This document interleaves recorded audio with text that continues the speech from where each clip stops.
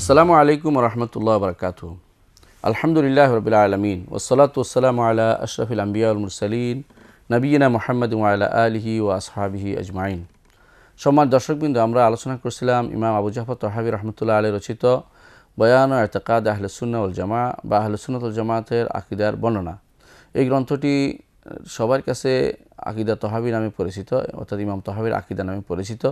এই গ্রন্থটির একটি অংশ আমরা আলোচনা করছিলাম, যেখানে আমরা দেখিয়েছি আল্লাহ তাআলা তার নাম এবং গুণের মাধ্যমে মূলত আমাদের সাথে আমাদেরকে তার পরিচয় তুলে ধরেছেন। তার নাম এবং গুণের মাধ্যমে আল্লাহকে যদি তার নাম না জানতাম, তার গুণ না জানতাম, তাহলে অবশ্যই আমরা আল্লাহর সঠিক ধারণা আল্লাহ সম্পর্কে সঠিক ধারণা পেতাম না।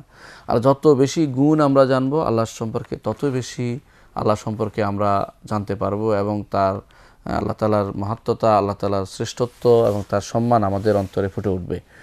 আমরা গত পর্বে আলোচনা করেছিলাম আল্লাহ তাআলার আরশ এবং কুরসি, এটা হচ্ছে আল্লাহ তাআলার একটা সৃষ্টি, আল্লাহ তাআলার একটি ফেল।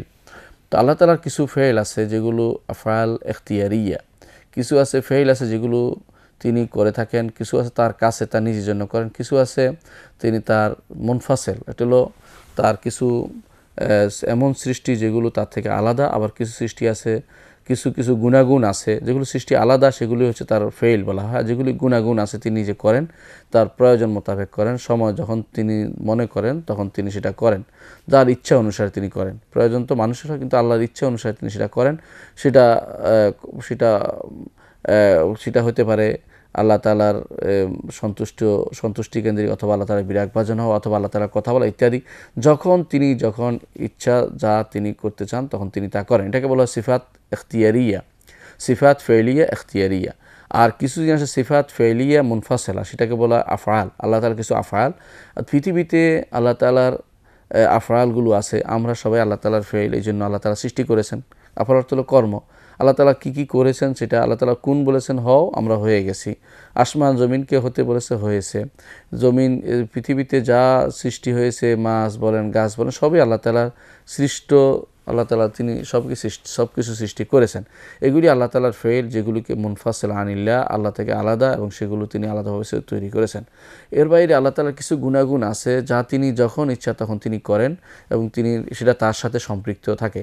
এর মধ্যে তিনি আমাদের ইমাম কয়েকটি গুণাগুণের কথা উল্লেখ করেছেন, সেগুলো আমরা আজকে উল্লেখ করব। আমাদের ইমাম বলছেন, ওয়ানাকুলু ইন্নাল্লাহ তাআলা ইত্তাখাযা ইব্রাহিমা খালিলা, আমরা এটা বলবো যে আল্লাহ তাআলা ইব্রাহিমকে অন্তরঙ্গ বন্ধু হিসেবে গ্রহণ করেছেন। হাদিসে এসেছে রাসূলুল্লাহ সাল্লাল্লাহু আলাইহি ওয়াসাল্লাম বলেছেন, ইন্নাল্লাহ ইত্তাখাযানি খালিলান কামা ইত্তাখাযা ইব্রাহিমা খালিলান। আল্লাহ তাআলা আমাকেও অন্তরঙ্গ বন্ধু হিসেবে গ্রহণ করেছেন, ইব্রাহিমকে যেভাবে তিনি অন্তরঙ্গ বন্ধু হিসেবে গ্রহণ করেছেন। কোরআনে কারিমে আল্লাহ তাআলা ইব্রাহিম আলাইহিস সালামকে অন্তরঙ্গ বন্ধু হিসেবে বা খালিল হিসেবে গ্রহণ করার ঘোষণা দিয়েছেন। তিনি বলেছেন, ওয়াত্তাখাযাল্লাহু ইব্রাহিমা খালিলা, আর আল্লাহ তাআলা ইব্রাহিমকে খালিল হিসেবে গ্রহণ করেছেন। খালিল বলা হয় এমন বন্ধু, যে বন্ধুর ভালোবাসা অন্তরের ভিতরে প্রবেশ করে থাকে, অর্থাৎ একেবারে পরিপূর্ণভাবে যে ভালোবাসার কোনো আলাদা হওয়ার কোনো সুযোগ নেই, সেভাবে আল্লাহ তাআলা ইব্রাহিম আলাইহিস সালামকে ভালোবেসেছেন। ইব্রাহিম আলাইহিস সালাম, এটা ইব্রাহিম আলাইহিস সালামের প্রতি আল্লাহ তাআলার বিশেষ দয়া। না হলে বান্দার প্রতি ভালোবাসার এই প্রয়োজন, কোনো বাধ্যবাধকতা আল্লাহ তাআলার নেই বা প্রয়োজনও নেই, কিন্তু তিনি সেটা ভালোবেসেছেন, একান্তভাবে দয়া করে ইব্রাহিম আলাইহিস সালামকে ভালোবেসেছেন। তেমনিভাবে হাদিসে এসে রাসূলুল্লাহ সাল্লাল্লাহু আলাইহি ওয়াসাল্লাম বলেছেন, আমাকেও আল্লাহ তাআলা ভালোবেসেছেন যেভাবে ইব্রাহিমকে ভালোবেসেছেন। অনেকে না বুঝে বলে থাকি ভুলক্রমে এটা, যে আল্লাহ তাআলা আমাদের নবীকে হাবিব হিসেবে গ্রহণ করেছেন, ইব্রাহিমকে খলিল হিসেবে গ্রহণ করেছেন, এবং হাবিব খলিল থেকে বড়, এই দুইটা জিনিসই ভুল। এই জন্য বলছি, কোরআন এবং সুন্নাহ কোথাও মুহাম্মদ রাসূলুল্লাহ সাল্লাল্লাহু আলাইহি ওয়াসাল্লামকে হাবিব হিসাবে আল্লাহ তাআলা গ্রহণ করেছেন এমন কথা আসেনি। এটা মানুষের কথার ভিতরে বা মানুষের কবিতার ভিতরে আসছে, কিন্তু কোরআন এবং সুন্নায় দেখা যায় যে আল্লাহ তাআলা ইব্রাহিম আলাইহিস সালামকে সর্বোচ্চ মর্যাদা দিয়েছেন, অন্তরঙ্গ বন্ধু হিসাবে গ্রহণ করে, খালিল হিসাবে গ্রহণ করে, এবং আমাদের নবী মুহাম্মদ রাসূলুল্লাহ সাল্লাল্লাহু আলাইহি ওয়াসাল্লামকেও সর্বোচ্চ মর্যাদা দিয়েছেন, খালিল হিসাবে গ্রহণ করে, অন্তরঙ্গ বন্ধু হিসাবে গ্রহণ করে। এই জন্য আল্লাহ তাআলার খালিল হচ্ছেন মুহাম্মদ সাল্লাল্লাহু আলাইহি ওয়াসাল্লাম, আল্লাহ তাআলার খালিল হচ্ছেন ইব্রাহিম আলাইহিসসালাতু ওয়াসালাম। এটা আল্লাহ তাআলা এই যে বন্ধু হিসেবে গ্রহণ করেছেন, এটা তার একটা সিফাত, একটি গুণ।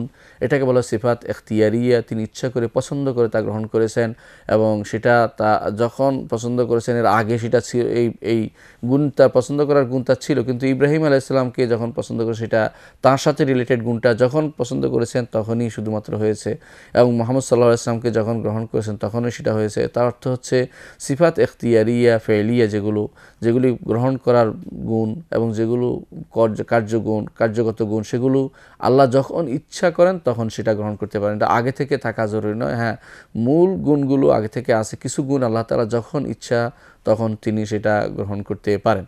আল্লাহ তাআলা যেমন আদম আলাইহিসসালামের উপরে তিনি প্রথমে তিনি খুশি ছিলেন, পরে রাগ হয়েছেন, আবার তিনি খুশি হয়েছেন।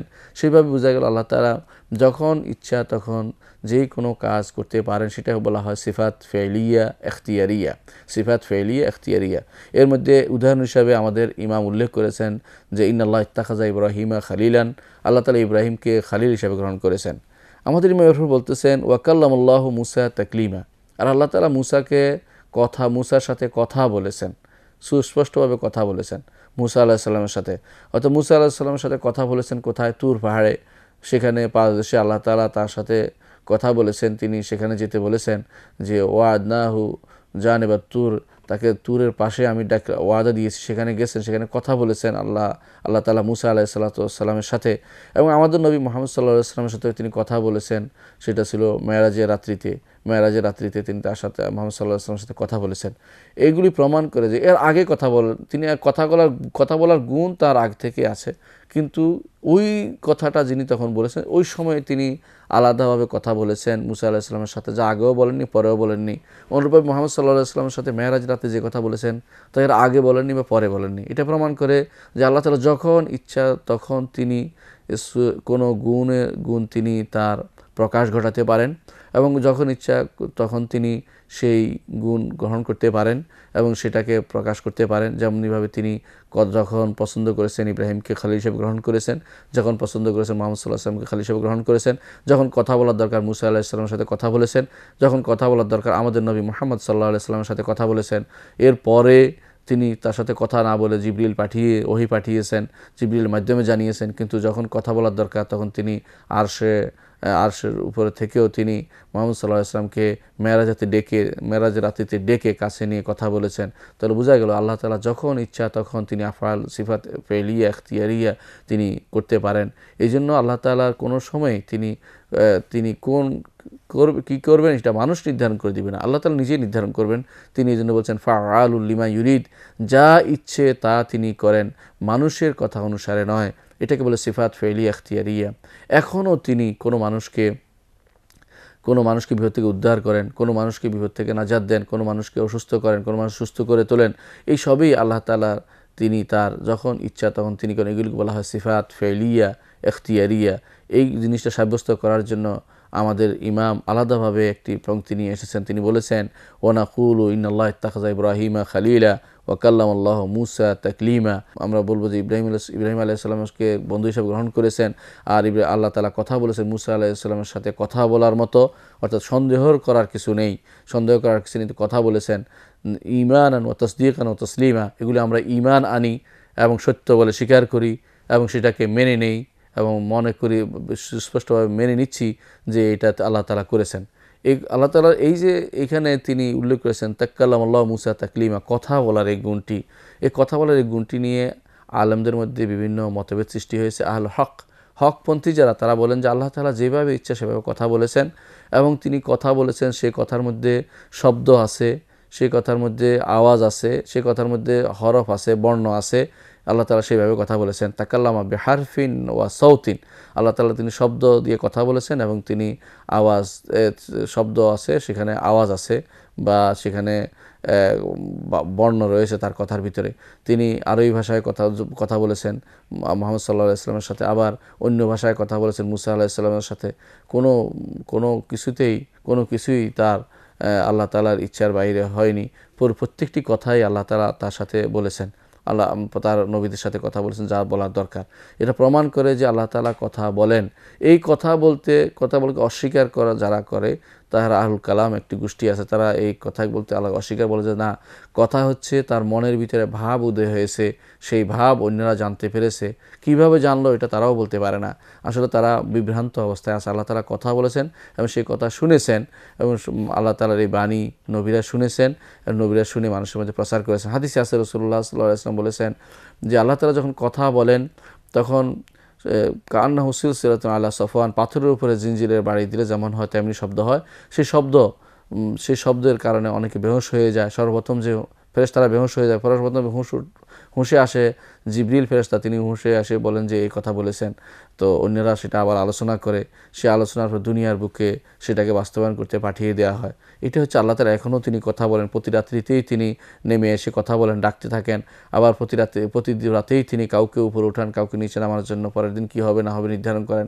প্রতি রাত্রিতেই তার একটা তাকদির রয়েছে। তাকদির একদিনের তাকদির, যাকে বলা হয় ডেইলি তাকদির, ডেইলি নির্ধারণ আল্লাহ তাআলা রয়েছে। তাহলে বোঝা গেল যে আল্লাহ তাআলা কথা বলেন, আল্লাহ তাআলা কাউকে ভালোবাসেন, কারো প্রতি বিরাগভাজন হন, এটা অবশ্যই স্বীকার করতে হবে। এগুলো সিফাত ফেলিয়া ইখতিয়ারিয়া। এরপরে আমাদের ইমাম বলছেন ওয়াল্লাহু ইয়াগদাবু ওয়া ইয়ারদা, অনুরূপভাবে আল্লাহ তাআলা ক্রোধান্বিত হন এবং সন্তুষ্ট হন। কারো উপরে তিনি ক্রোধান্বিত হন, যেমন আবু জাহলের প্রতি তিনি ক্রোধান্বিত হয়েছেন। সন্তুষ্ট হয়েছেন সাহাবায়ে কেরামের প্রতি আল্লাহ তাআলা নাযিল করেছেন লাকাদ রাদিয়াল্লাহু আনিল মুমিনিনা ইয ইউবাইয়ুনাকা তাহতা শাজারা ফাআলিমা মা ফি কুলুবিহিম ফাআনজালা সাকিনাতা আলাইহিম ওয়া আসাবাহুম ফাতহান করিবা।